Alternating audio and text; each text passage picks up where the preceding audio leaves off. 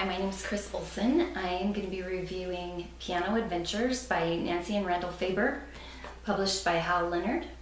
This is the primer, and this is level 1. The reading approach in these books, I would say, is eclectic. According to the website, it says students begin by learning a limited set of notes, the notes of middle C position, yet they play these notes with varied fingerings. For example, a student plays middle C with finger 1, finger 2, and then with finger 3. And then the student begins or learns a series of important guide notes. So they start with middle C, then they go to treble G, bass F, and so on. The website also says they learn discrete note recognition, intervallic reading, and it's a multi-key understanding. This series is intended for beginning students ages 6 to 11. I do have some students that are a little older than that are in some of the later books, and they seem to be doing fine with those. I think it moves at a medium pace. I don't think it's too quick or too slow. I have worked with a couple of other methods that I felt like were a little bit slow, and this one is a quicker pace. The sequencing and organization I think is presented in a very logical order. The table of contents has easy instructions. You can see which books in the method go with which pages in the other books, so it's really easy to correlate all the different books that are in the method. There's a place in level 1 anyway for the kids to actually put a star or color in the star on the songs as they complete them so that they can see their progress. That's kind of fun for them. As far as layout and appearance, I would say it's appealing. There's cute pictures, lots of color, not so many pictures that it overwhelms the music that the child is supposed to be reading. I do feel like sometimes the teacher parts at the bottoms of the pages can make the page seem a little bit cluttered here and there, but as I've played those duet pieces with some of my students, I've noticed that they really enjoy them, and it makes it so much more fun for them to sound like it's a really nice song when you add that accompaniment to their what they've worked on all week. I like the repertoire. The notes and the words to the music are really fun. I have a lot of younger students who like to sing along with their songs, and the songs are really clever. As a teacher, it's kind of fun for me to listen to the words because they're entertaining and fun for the students and for the adults. So other books that are included would be, these are just the lesson books. Each level, including primer, has lesson, theory, performance, technique, and artistry. Most of the levels also include Gold Star Performance with a CD. They have sight reading, popular repertoire, and a Christmas book. And there are also even CDs and MIDI files for most of the levels. I can't decide if I think that is an advantage or a weakness. I think it's very helpful to have so many options, but it can be overwhelming. And if you were just to follow the method with a student, it might be cost prohibitive for that student to buy all of the books that are available at their level. So I think you do kind of have to pick and choose what works best for the student in order to make the best use of the method. The primer level here still focuses a lot on the middle C position and the C position notes, which could be a disadvantage, but they do use all the different fingers, and so the children don't get stuck in having their hands in just C position with just the fingers in that order. They learn the notes of C position, but they are moving their hands around. So I think that is great. I didn't learn that way, and it's a little bit different for me to teach it that way.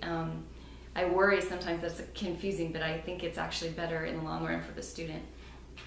On the song Grandmother, it's actually a question and answer song, and it talks about form of music where you have a musical question, a short melody that does not end on the home note, and then you have a parallel answer, an answering melody that begins the same as the question and then changes and ends on the home note. And then we also have contrasting answer, an answering melody that does not begin the same as the question but still ends on the home note. And there's examples to that. So I like that they're introducing a form of music so early on. Some other things that the website says are that the primer level introduces the keyboard, note values, and the grand staff. Students play in middle C position and C position through recognition of steps and skips, and learn letter names independent of finger number, which again I think is very important. Musicianship is built through the use of dynamics and coloristic experimentation with the pedal. Level 1 introduces all the notes of the grand staff, elementary chord playing, and the concept of tonic and dominant notes. Students play in varied positions, reinforcing reading skills and recognizing intervals through the fifth. Musicianship is built with the introduction of legato and staccato touches. Actually, in both of these books, they're divided into units. So in Unit 1, it's Introduction to Playing, talks about position at the piano, has the child trace their hands, number their fingers, get comfortable with where things are. They then introduce, still in Unit 1, this is Unit 2, the quarter note, and they go through in Unit 2 the quarter note, the half note, and the whole note. There are places in the book for them to write those notes, draw them, and then they practice using them. And in each of these pages, it has for them the key position that their fingers should be in, right up here. So first they do, and then at this point they're alternating right and left hands. So we've got the walking song.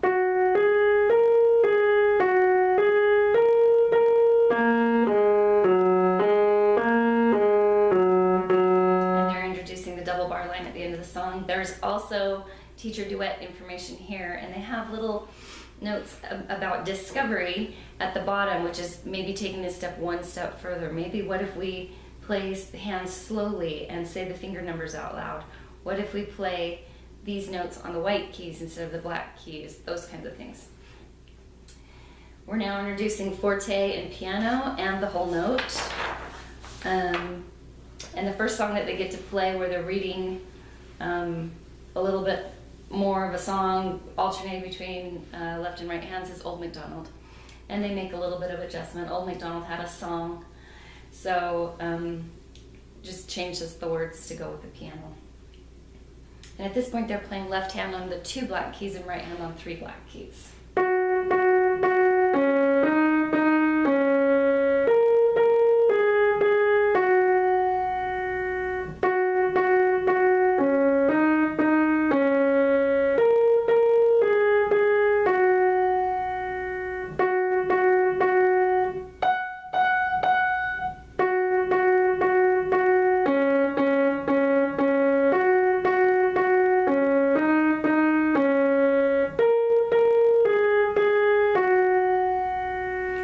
Also introduced the repeat sign, and they did have them move the right hand up an octave and back down during that song, so that's a little bit more for them. Now we have Unit 3, the music alphabet. They're learning around the 2 black keys.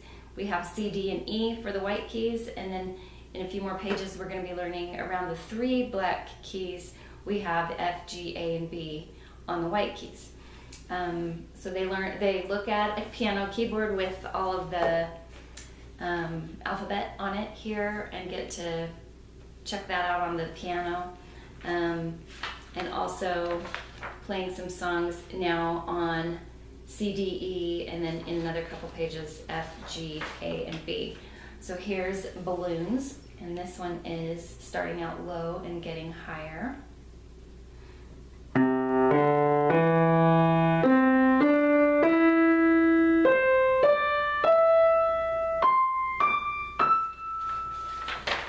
Now they're learning F, G, A, and B.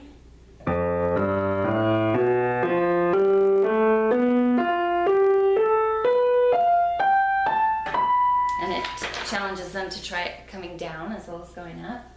Then they go to C, D, E, F, G, and now we're learning the 5-finger position.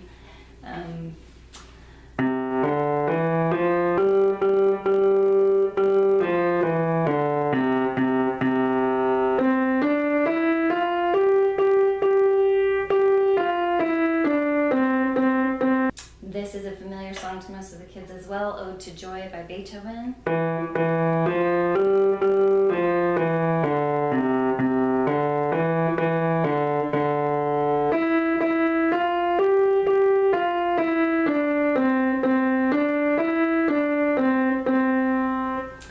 This is a C story.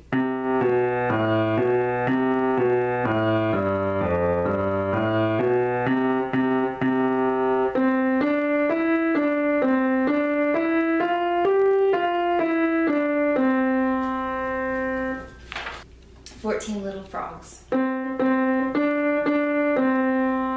they move their hand. And move their hand again.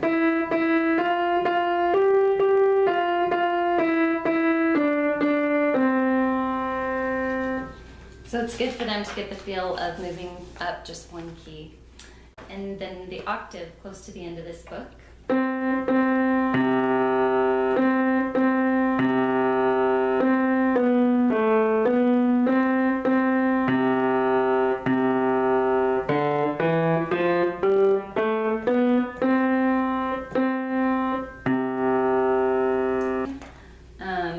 And they have ties going over the bar lines on this song called All My Friends. This sounds like this.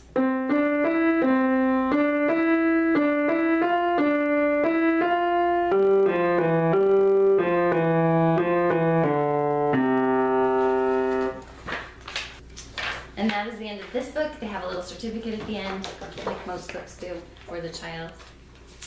Then we've got level 1.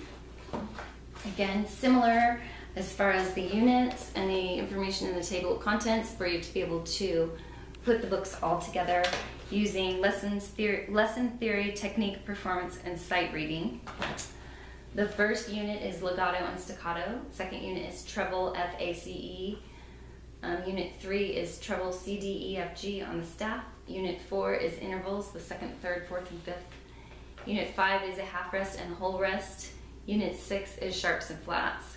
Unit 7 is tonic and dominant. Unit 8 is the 1 chord in the key of C. Unit 9 is the 5/7 chord. Unit 10 is G 5-finger scales on the grand staff.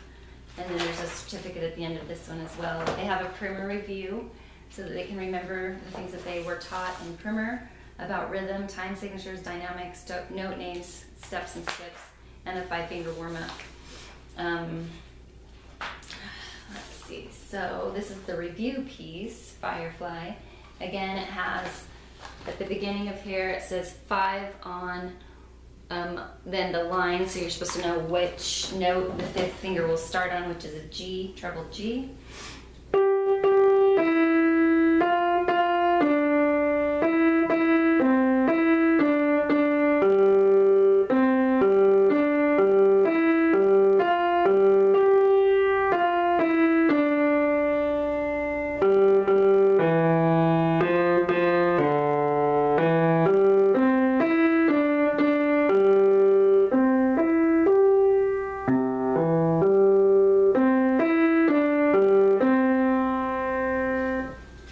Then it talks about transposition. Did you know that you can play this song using the G 5-finger scale?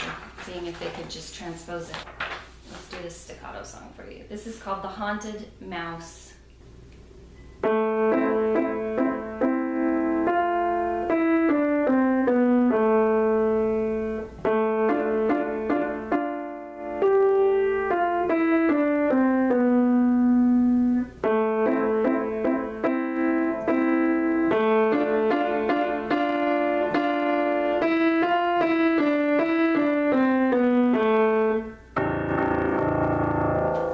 So the kids will have fun pounding on that bottom note for you. Now we've got intervals. This is unit 4. We've got intervals and kind of more of an exercise sound.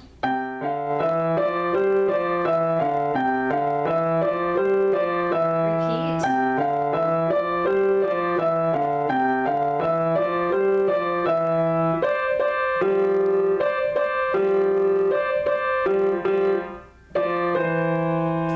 So we've got our seconds there on this. We've got interval of a 4th in a mixed up song.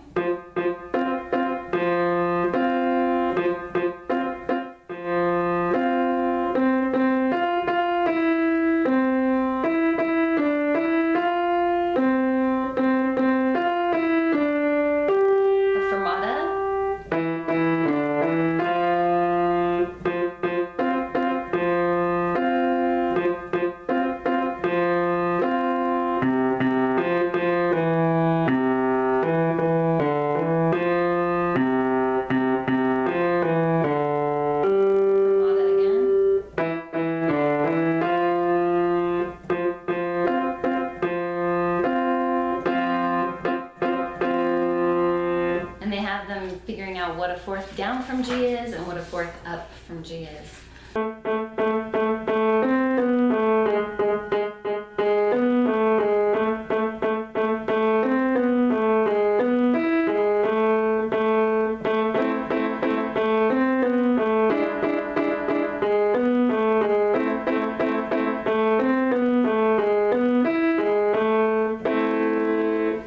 We've got flats being introduced now. I've got the party song.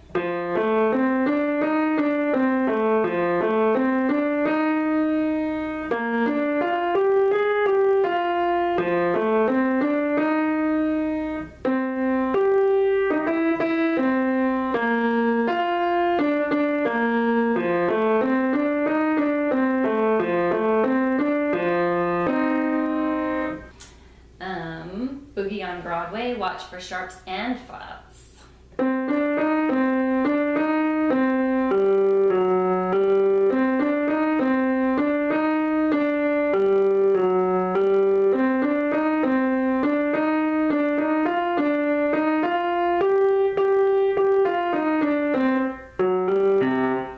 This song is Song for a Scarecrow.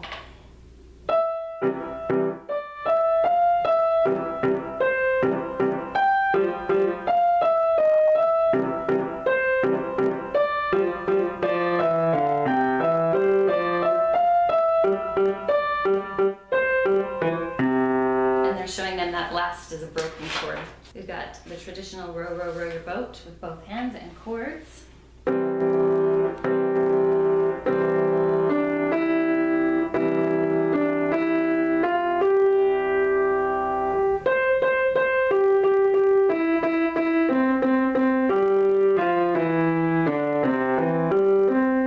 then it repeats, and they talk about a round and how the teacher could play it in a round with the student, which is kind of fun as well. Okay, we've got Unit 10, 3 G's on the ground staff, treble G, middle G, and bass G, and G 5-finger scales.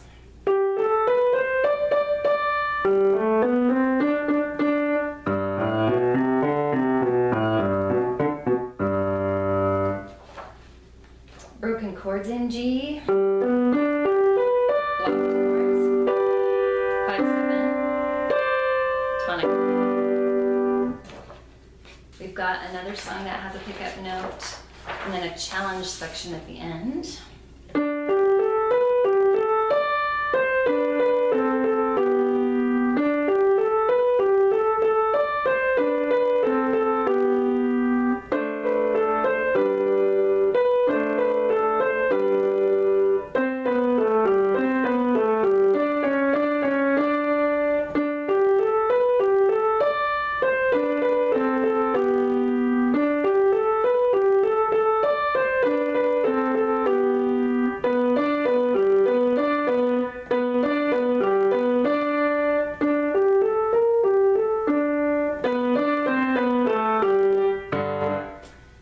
This is called The Bubble, and again, very cute words. I blew a great big bubble while chewing gum today. It stretched out wide before it popped, I'm really pleased to say. Gum got on my cheeks and in my nose and hair. Everything was looking pink, but oh, I didn't care.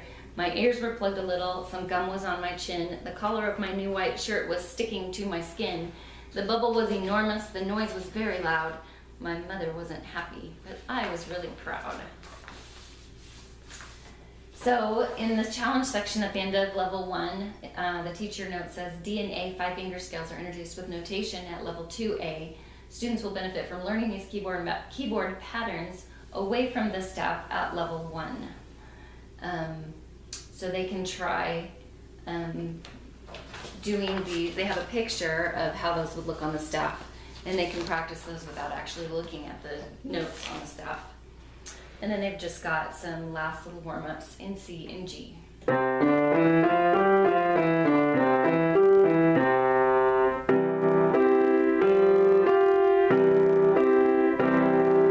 then they have a spot where they can learn on some of the other scales if they were to do a D or an A or whatever.